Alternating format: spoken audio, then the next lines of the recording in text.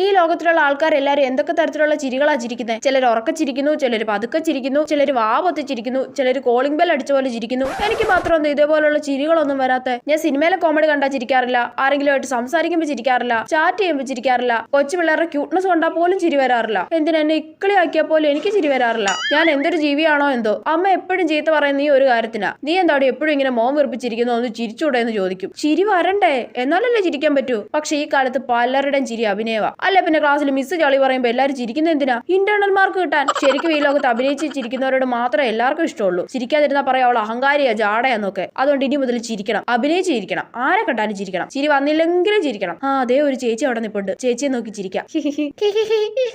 ചേച്ചി തിരിച്ചു ചിരിച്ചു. ഓ, അപ്പൊ ഇങ്ങനെയാണല്ലേ ആളുകളോട് ഇടപഴകേണ്ടത്. മോൾ എവിടെ ഇറങ്ങാനാ? ഞാൻ കോഴിമുക്ക് സ്റ്റേഷനിലാ. ഓ, കോഴിമുക്കിലാണോ? എന്നാ ഒന്ന് എണീക്കോ മോളെ, ചേച്ചി കുറച്ച് സമയം ഇരുന്നോട്ടെ പ്ലീസ്. ഷടാ, ചിരിക്കാതിരുന്നാ മതിയായിരുന്നു.